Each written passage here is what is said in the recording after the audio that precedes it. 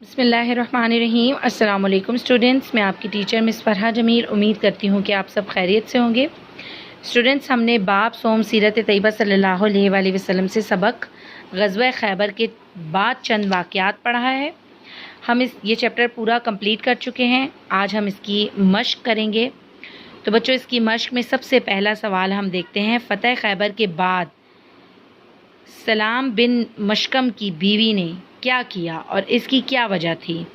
तो बच्चों, इसका जवाब आपने अपनी बुक से नोट करना है। आपने अपने पास एक पेंसिल लेनी है। अब आपने सफ़ा नंबर 17 पर पहला पैराग्राफ है आपका। तो बच्चों, पहले पैराग्राफ की 5वीं लाइन से आपने इसका जवाब लिखना है। ज़ैनब बिनते हारिस, जो सलाम बिन मशकम की बीवी थी, उसने बकरे के भुने हुए गोश्त में जहर मिलाकर नबी पाक सल्लल्लाहु अलैहि वसल्लम को खिलाने की कोशिश की। यहाँ से लेकर इसका जवाब यहाँ तक है कि फिर मैंने सोचा कि आप सल्लल्लाहु अलैहि वसल्लम अगर नबी हैं तो आपको मालूम हो जाएगा। ठीक है बच्चों, यहाँ से लेकर यहाँ तक इस पहले सवाल का जवाब है। आपने नोट करना है और अपनी कॉपी पर भी लिखना है और इसे याद भी करना है। मश्क का दूसरा सवाल है, फ़तह खैबर के बाद कौन से ग़ज़वात हुए और उनका क्या नतीजा बरामद हुआ। तो इसका जवाब भी पेज नंबर 17 पर है और जहाँ ये चैप्टर शुरू होता है यहीं से इसका जवाब है। फ़तह खैबर के बाद भी रसूल सल्लल्लाहु अलैहि वसल्लम ने मदीने के गिरदोनवाह में लूट मार करने वाले सरकश बदू कबाइल की सरकूबी के लिए लश्कर रवाना फरमाए, जिन्होंने कामयाब कार्रवाइयाँ कीं, जबकि ग़ज़वा वादिल क़रा और ग़ज़वा ज़ातुर रक़ा में भी इस्लामी लश्कर ने कामयाबियाँ हासिल की। इन दोनों ग़ज़वात में जंग की नौबत आने से पहले ही यहूदियों और दुश्मन कबीलों ने हथियार डाल दिए और खैबर वालों ने जिन शराइत पर हथियार डाले, इसी तरह मुआहदे करके सुलह कर ली। यहाँ तक इस पहले दूसरे सवाल का जवाब है। आपने शुरू से लेकर यहाँ तक इस दूसरे सवाल का जवाब लिखना है। बच्चों, मश्क का तीसरा सवाल क्या है कि नबी करीम सल्लल्लाहु अलैहि वसल्लम के उम्रे की अदायगी के लिए रवाना होने का पस मंज़र बताइए। यानी कि नबी पाक सल्लल्लाहु अलैहि वसल्लम जब उम्रा अदा करने के लिए रवाना हुए तो उसका पस मंज़र क्या था, यानी उसकी इब्तिदा कहाँ से की आपने और कौन कौन सी तैयारियाँ की। तो इसका जवाब आपको पेज नंबर 17 पर ही मिलेगा। इसका जवाब आपने यहाँ से लिखना है। अदाए उम्रा में सुलह हुदैबिया की एक शर्त थी कि इस साल मुसलमान वापस जाएंगे और अगले साल उम्रा करने के लिए आएंगे और 3 रातें मक्का में क़याम करेंगे। लिहाजा अगले बरस माह ज़िलक़अदा में नबी करीम सल्लल्लाहु अलैहि वसल्लम ने इन तमाम सहाबा कराम को उम्रे की तैयारी का हुक्म दिया, जो गुज़िश्ता बरस सुलह हुदैबिया के मौके पर साथ थे। अब बच्चों, यहाँ से लेकर यहाँ तक क़यादत में हरम काबा में दाखिल हुए, यहाँ तक इसका पस मंज़र है। आपने यहाँ से यहाँ तक इसका जवाब लिखना है सवाल नंबर 3 का। बच्चों, सवाल नंबर 4 है, नबी करीम सल्लल्लाहु अलैहि वसल्लम ने तवाफ़ के लिए क्या तरीका इख्तियार किया और इसकी वजह क्या थी। तो बच्चों, इसका जवाब पेज नंबर 17 के लास्ट से शुरू होता है। मुशरिकीन मक्का का ख़याल था, और फिर आप पेज नंबर 18 पर देखिए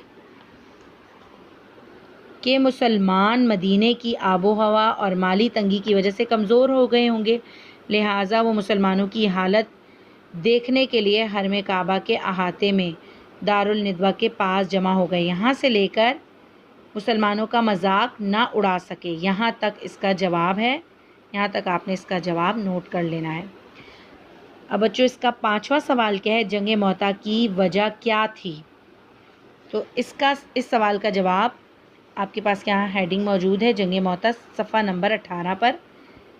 आपके पास यहाँ जवाब इसका यहाँ से है। इस जंग की वजह ये थी कि नबी पाक सल्लल्लाहु अलैहि वसल्लम ने हज़रत हारिस बिन उमैर रज़ियल्लाहु अन्हु को दावत इस्लाम का ख़त देकर बुसरा की जानिब भेजा था, लेकिन मोता के हाकिम ने इन्हें शहीद करवा दिया।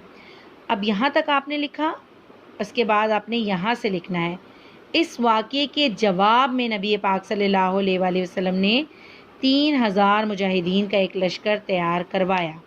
तो बच्चों, आपको समझ आई। आपने पहले यहाँ से यहाँ तक लिखना है, फिर अगली लाइन से यहाँ तक लिखना है कि 3000 मुजाहिदीन का लश्कर तैयार करवाया اور جنگ کے لیے روانہ کیا.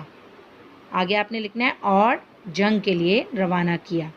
ٹھیک ہے بچوں. اب سوال نمبر 6 ہے، جنگ موتا کے لیے نبی کریم صلی اللہ علیہ وآلہ وسلم نے لشکر کے سپہ سالاروں کو کیا ہدایت دی تھی؟ تو اس کا جواب صفحہ نمبر 8 پر ہیڈنگ جنگ موتا کے اندر ہی موجود ہے.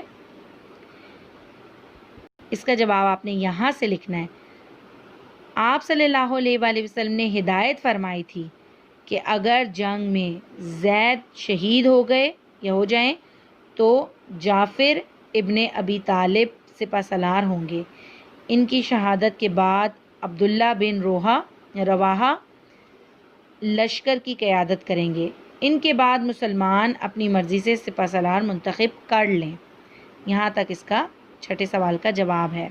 اب بچوں باری آتی ہے خالی جگہ پر کرنے کی. تو پہلی خالی جگہ اس کی کیا ہے کہ صلح حدیبیہ کے اگلے برس نبی کریم صلی اللہ علیہ وآلہ وسلم نے صحابہ کرام کو ڈیش کی تیاری کا حکم دیا. کس کی؟ عمرہ کی. عمرہ کرنے کی تیاری کا حکم دیا. مسلمانوں کو طواف کرتا دیکھنے کے لیے مشرکین مکہ دارالندوہ پر جمع ہوئے. رسول صلی اللہ علیہ وآلہ وسلم نے حضرت حارث بن عمیر کو دعوت اسلام کا خط دے کر بصرہ کی جانب بھیجا تھا.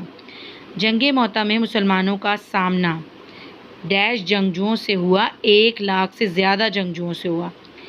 جنگ موتا میں مسلمانوں کی فتح کے لیے حضور اکرم صلی اللہ علیہ وسلم نے حضرت خالد بن ولید کو سیف اللہ کا خطاب دیا.